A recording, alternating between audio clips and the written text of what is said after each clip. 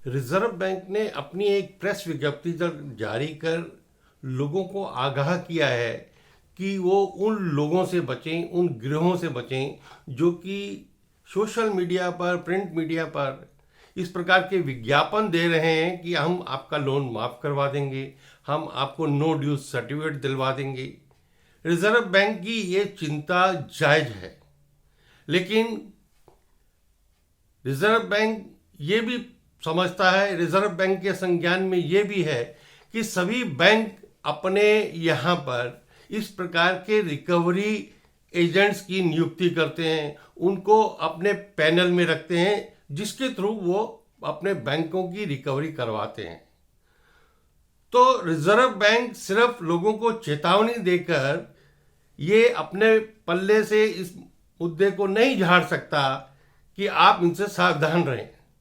Being a regulator के नाते reserve bank को चाहिए कि ऐसे सभी एजेंसीज जो कि वास्तव में बैंकों के लिए रिकवरी एजेंट्स का काम करते हैं उनको रजिस्टर करें, उनको इन पैनल करें और उन्हीं इन पैनल रजिस्टर्ड रिकवरी एजेंट्स को जो है वो बैंक अपनी रिकवरी का काम दें। इसके बाद रिजर्व बैंक जो लोग उनके यहाँ रजिस्टर्ड नहीं है, इन पैनल नहीं है, वो फिर इस प्रकार का विज्ञापन देते हैं तो रिजर्व बैंक उनके अगेंस्ट लीगल एक्शन ले सकता है। लेकिन सिर्फ ये कहना है कि जनता सावधान रहे, जनता उसकी निगरानी करे, जनता उसकी एफआईआर लॉन्च करे, उससे रिजर्व बैंक अपने जिम्मेवारी से बच नहीं सकता। दूसरा क्या, रिजर्व बैंक पॉलिटिकल पार्टी को भी रोक पाएगा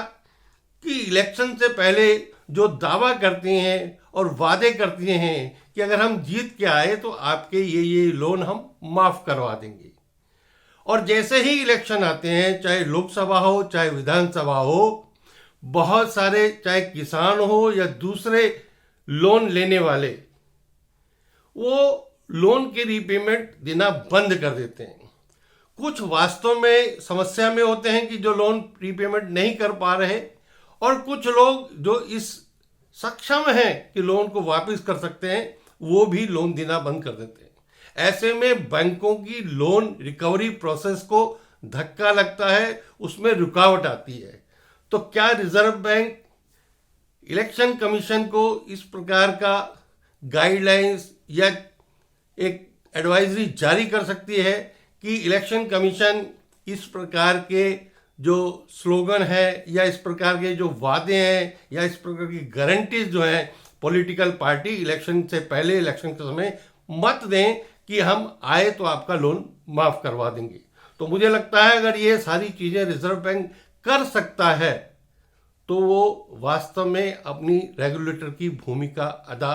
कर पाएगा।